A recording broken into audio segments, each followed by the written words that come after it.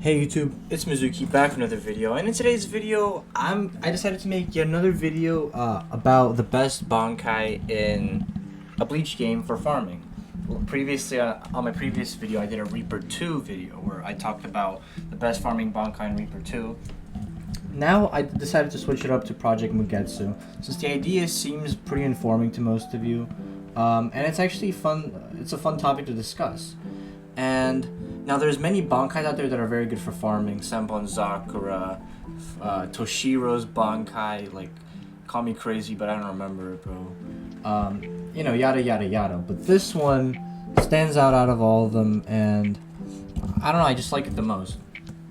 Anyways, yeah, in today's video I'll just be going over not only this Bankai, but the reasons why it's the best Bankai, certain perks that make it the best Bankai for farming, and just diving deeper into it, you know what I mean? So without further ado, let's hop right into the video. So let's play a little game. I'll be telling you guys some things about it, and y'all try to guess. Well, it's a fire Bankai. An old man uses it. It's really OP. Yeah, Ryujin Chika. Also known as I don't remember. Anyways, the difference between the Shikai and the Bankai is the sword is flaming when it's in Shikai mode, which is funny because when you turn Bankai mode, it's not a flaming sword anymore, but when it's in Shikai it is, and it does 1 damage chip. Anyways, the sword is flaming, so every hit leaves them with 1 damage burn chip. But Bankai, whenever any move is dealt, the player takes 2 burn damage chips. So basically what I'm trying to say here is whenever the Bankai uses some sort of move, like the C move, it takes 2 chip damage whenever like the guy's hit. But whenever you actually hit him M1 the opponent with your Bankai, it doesn't do any burn damage, which is really stupid in my opinion, but it is what it is. Anyways, the moves are really OP on this Bankai, and the reason for that is, let me just go through all 4 of them and why they're so good. The first move is a Z move, the most quote-unquote standard move in any Bankai, but this one beats a lot of V moves in some Bankais out there. Anyways, the move itself is a downward slash that hits your opponents from a very far distance.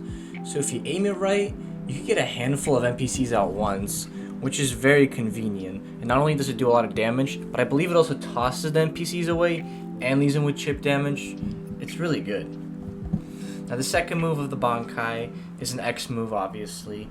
This move is basically just a fire circle that just shreds the HP off of your opponents and stuns them. This move is great, 1, because it does hella damage, and leaves a burn proc, obviously, but also because it stuns your opponent. So in the meantime, while the person is getting shredded in your circle, in your chainsaw fire circle, whatever, you can just sneak around and basically pop him with a nice combo.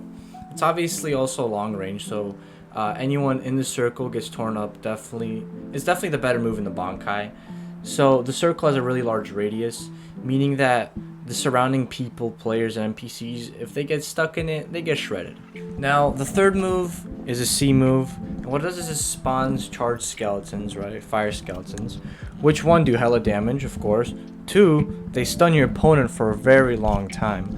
So, compared to the X move, this move genuinely, like, it keeps your opponent standing there and doesn't throw them away, it doesn't do anything. They just leave there stunned. And there's obviously a lot of skeletons, so a lot of NPCs will be hit by it. And if I'm not mistaken, it's actually a splash move, so if you're next to it, you also get stunned.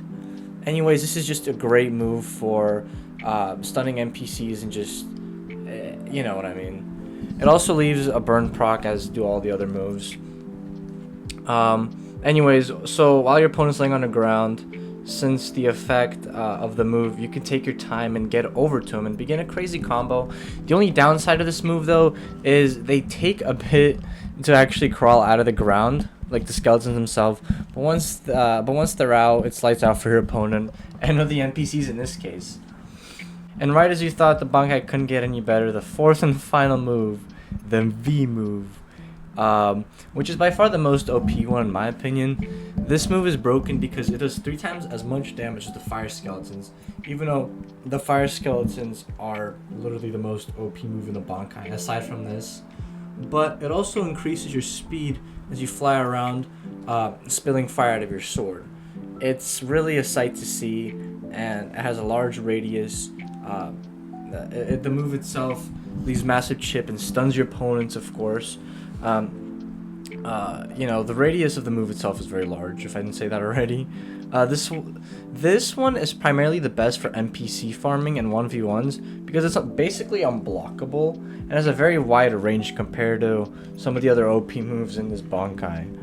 But realistically, to sum it up, the Bankai itself is a very splash damage oriented Bankai, even more than Senbon Zakura is.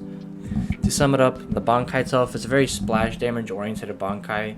Its moves, Z through V, all have a very large radius.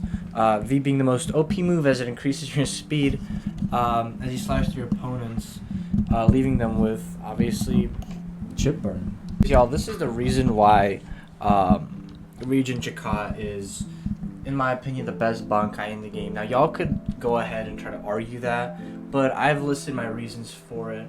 Compared to the Senbon Zakura, this move has chip, has a huge ass radius, has a lot of damage, looks OP as hell, and yeah, just yada yada yada. Although it is difficult to get, once you do get it, you're literally set for the game. Aside from that, like, sub, all the proper things, and see y'all in the next one. Ciao.